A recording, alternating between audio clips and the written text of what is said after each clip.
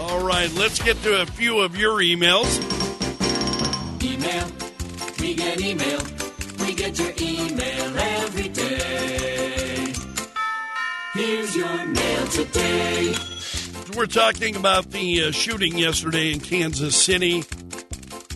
Kurt sent an email. He said, if the law don't kill people, if that isn't enough to deter killing, then what gun law will? He said, here's a thought for laws dealing with killing. Punish faster and more severe for doing the killing and quit making killers famous. That will help more than any control of guns. You know, Kurt, that's a great point. It's one of the reasons why I don't give the names of shooters. I don't like doing it. I don't like saying, you know, there was a time when shooters were seeking that kind of publicity, and I thought the best thing I can do is refuse to give it to them. You're absolutely right. And then Stephanie sent me an email, and she said, it's not our guns, it's your sons. Politicians reflexively attack firearms because they're the low-hanging fruit when the inevitable calls to do something come. She said, rather than deal with the core problem, which is mental health, and far more difficult to address, you know, politically, the easy answer comes to them like Pavlov's dog, ban firearms. This is a severe mental health crisis in this country, and until someone wants to take that head on and do something about it, these things will continue to happen. Stephanie, great comments. Thank you so much for the email. You can email me anytime, greg.belfridge@KELOAM.com. greg.belfridge@KELOAM.com is my email address. So the president responding to this, and it's, you know, it's that knee jerk that we always get from Democrats. President said the shooting cuts deep in the American soul. And so then he called on people to press Congress to ban assault weapons, to limit high-capacity gun magazines. Now, keep in mind, we don't know what kind of guns were even used yesterday. We do not know what kinds of guns were even used. And already, here, ban assault weapons. They're already banned. They're already banned. Because what the media started doing now, what they call assault weapons, they're not assault weapons. You and I have talked about this before. You know this. They are, we're talking about weapons in which you have to pull the trigger every time you want to fire a round. In other words, they're semi-automatic weapons. They're not assault weapons. It's just lunacy.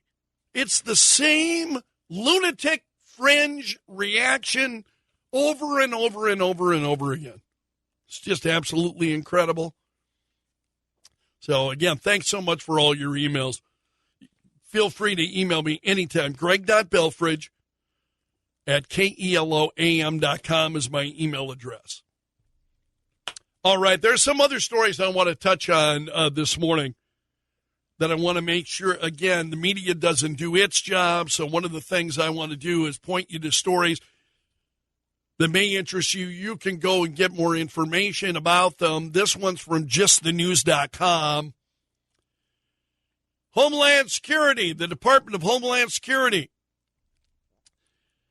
There are newly uncovered emails between Homeland Security officials and journalists that show that, these illegal aliens that are being released into the interior of the United States. You and I have talked about this at length.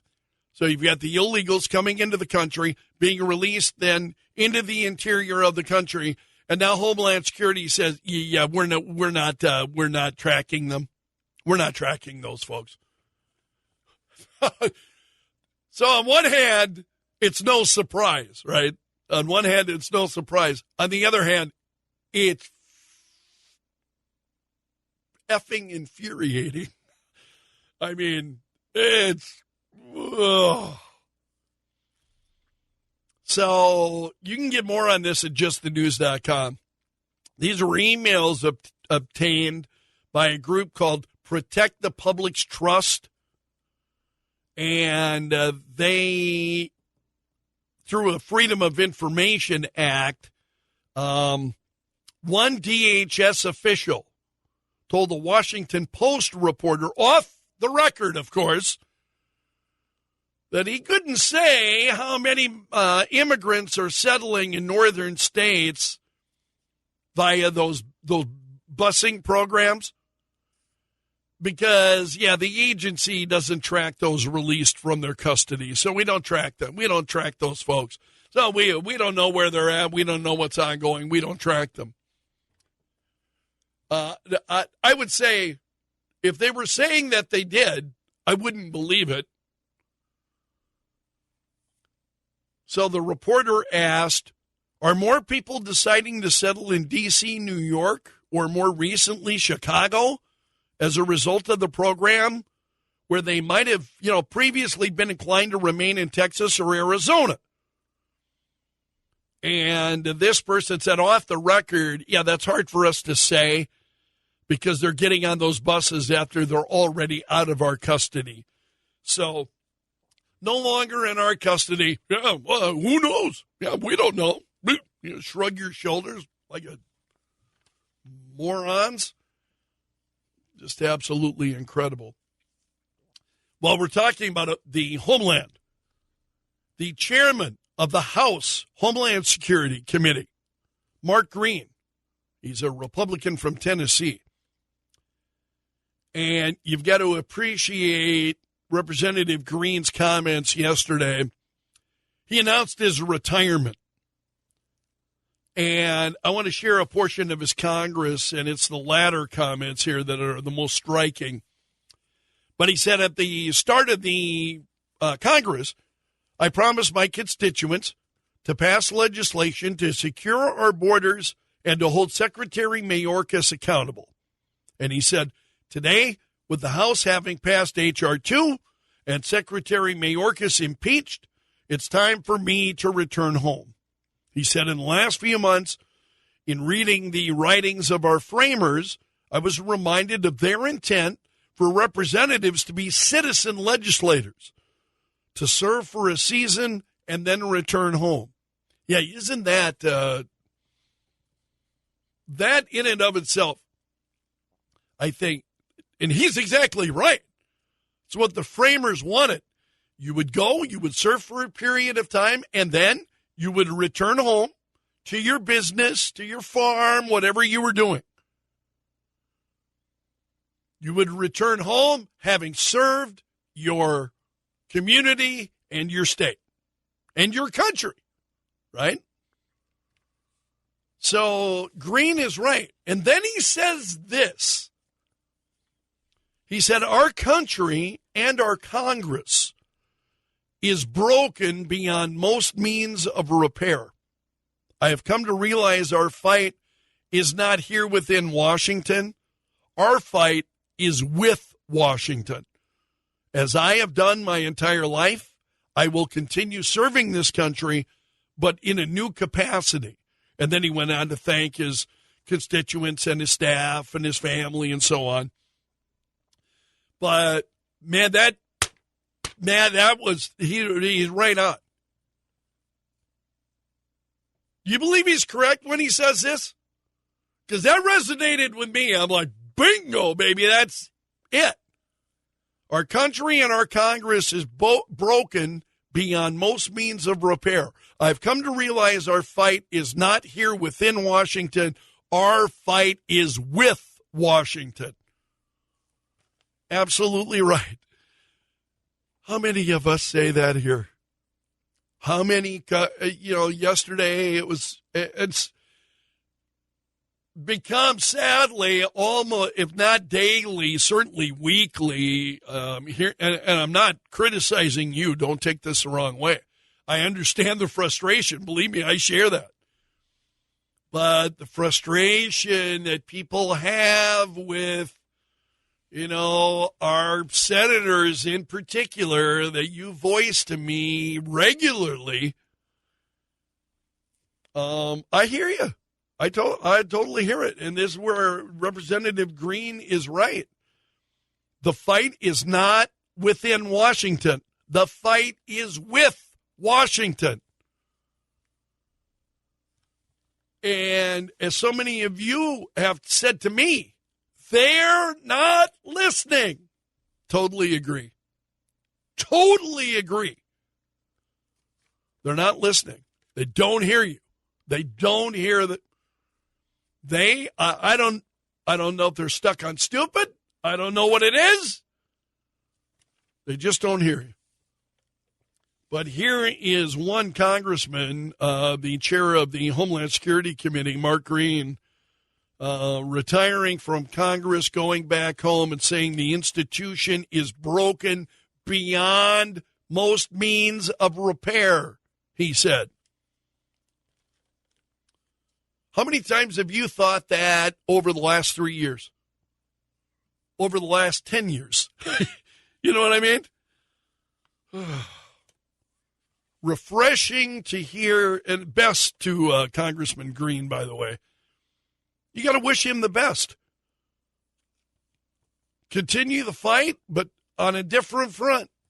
And understand that the fight is not taking place in Congress. It's with Congress and Washington and all of the federal bureaucracy in Washington. Totally gets it. Also, we were talking recently about Special Counsel Robert Hur, and who released the details about Joe Biden and the investigation into the classified documents that Joe Biden had in his garage. And so it was Special Counsel Hur who said that the president at the age of 81, he has diminished faculties, has a poor memory, and so on.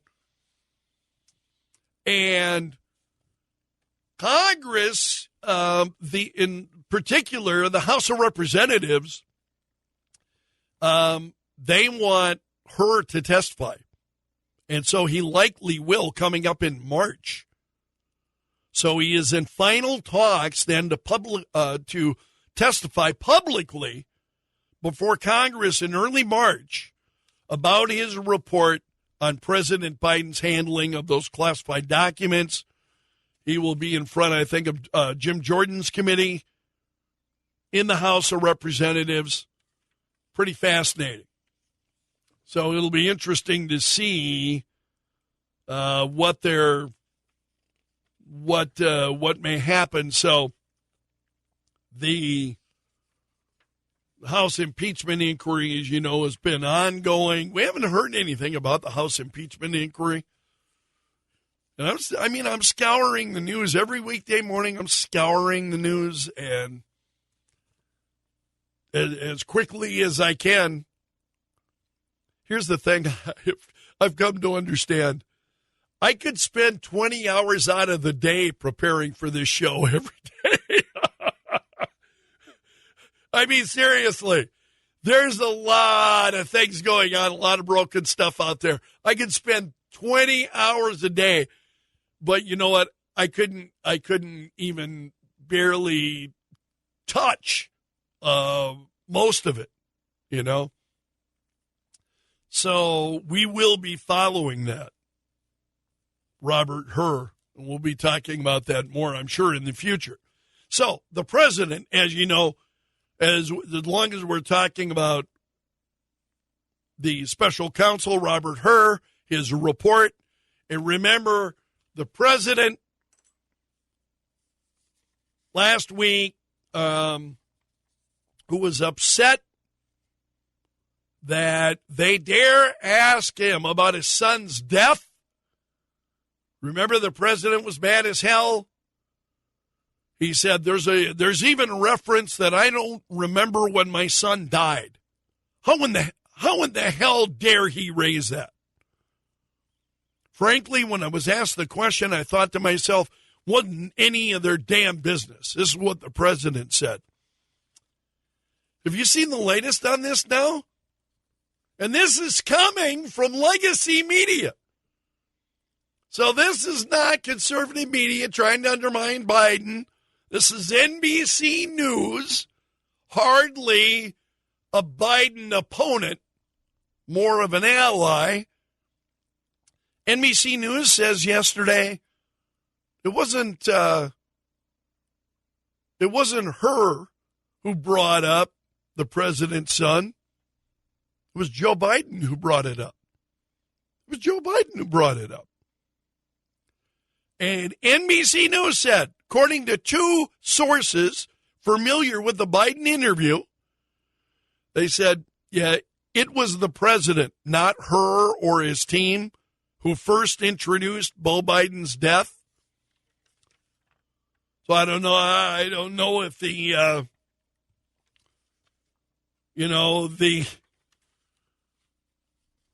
response is, oh, he forgot.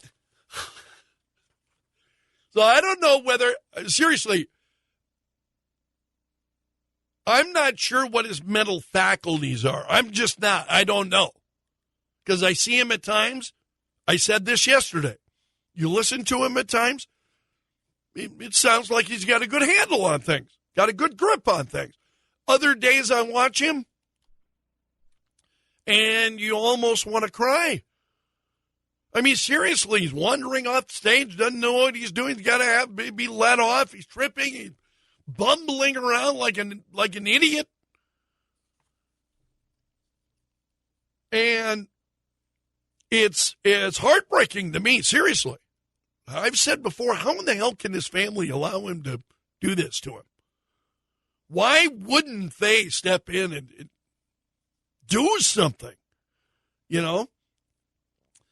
So here's the president, and I don't know if it was because he honestly believed that her was the one who brought it up. He had forgotten that he was the one who brought it up. I don't know.